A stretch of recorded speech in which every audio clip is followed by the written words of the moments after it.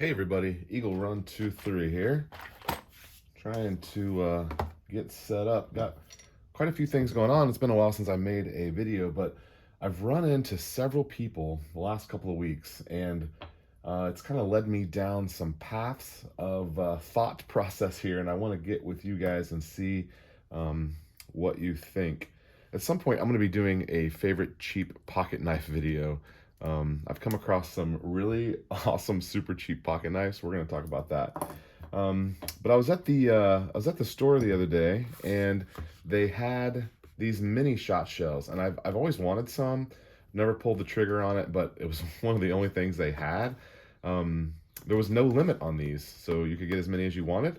So I picked up a couple of those. These are 12 gauge, 7.5 shot. Kind of cool. I haven't run them. We'll have to see how they do. And then this was all they would sell me. Forgot the price of them, but it wasn't bad. I think it was like $11 or $12, if I'm not mistaken. I meant to show you guys the receipt on that. I'm sorry, but it was at Academy Sports in Texas, so kind of have an idea about what those are going for. Now, I've had a couple conversations with several people, and today's video we're talking about ammo and lumber and the correlation between the two, and if there is something that we can kind of take from those two situations that we're looking at. So I have a neighbor, and his son-in-law was over, and kids were playing in the in the yard, and we were talking, sitting in a camping chair, and he is in the industry that uses lumber to manufacture some parts for an industry. It doesn't matter. But they have had to retool and reset a lot of their processes because of they can't get the type of lumber that they want to make the product that they make that's used in the, let's say, utility industry. And they've just had to switch and say, hey, we're able to get this plywood, so we're going to make it like this. And then the next week they're like, we're able to get this plywood and we're able to make it like this. So they've really had to retool some of that. And he says that he can consistently get, he's kind of works in logistics basically. He can consistently get lumber. He just doesn't know what size or thickness it's going to be. And he doesn't always know, the price fluctuates, but he's getting it consistently. He can find it. So let's keep that in mind. Now, the next part, I'm seeing these videos, I'm sure you're seeing them as well. There's lumber stacked up behind, these big box retailers. And I was at, this is funny, I was at a graduation party, and I was talking to a relative of the kid who was graduating. Never met this guy before. He works in logistics out of state, not in Texas. And his company actually trucks, a big part of what they do is they truck lumber.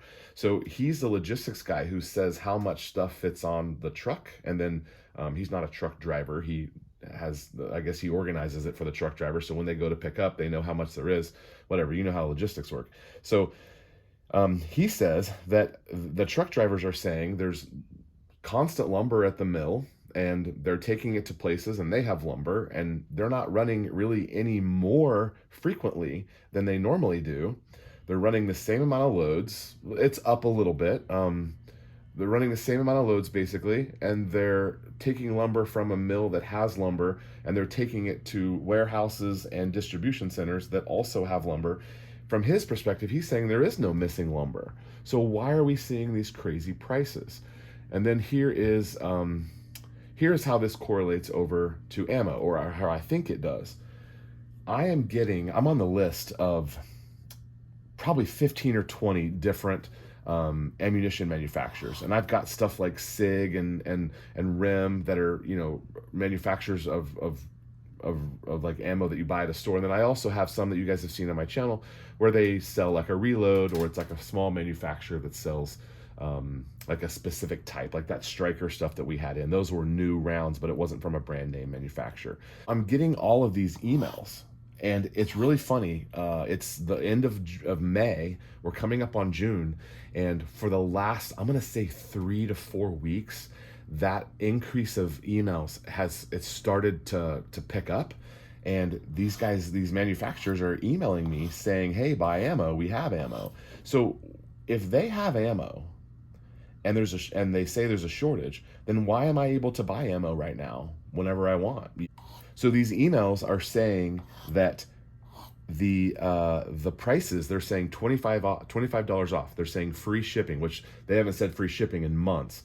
They're saying discount. They're saying first time discount on these, on these different rounds. And so I'm clicking on these emails and I'm looking at them, and yeah, the prices are still high, but they have enough ammo that they're offering discounts now. Now they're not backing off that price much, but again, supply and demand. If there is ammo, then why are they telling us there's a shortage? If there is lumber, then why are they telling us there's a shortage? Now, I understand that there's some nuance to this, but for the most part, if you're saying that the prices are high because there isn't any, there is some. So now I'm back to the original part of this. Why are the prices high? Don't hop down in the comments and try to explain, some basic economics to me. I'm looking for someone who is going to jump into this on a deeper level, and maybe we can find out some things. I would love to, if you have a channel and you've made videos on this topic, let me know. I would love to share your content as well. I'm a tiny little channel. It's not as if I can help much, but I've had a couple of bigger channels commenting on my videos, and so I don't know if you're out there and you make videos. Let's collab on this, because I want to dive deeper into this, partly economics, but also is there something larger going on? Is it truly just this little micro dip, but it's caused the prices to go so high? I just don't know anymore. I made a video a couple of months ago, and then I made a video back in January and February, and I kind of have changed my thought from what I was saying back then. I still think there's a ton of new gun owners, and I still think people are buying ammo at breakneck speed.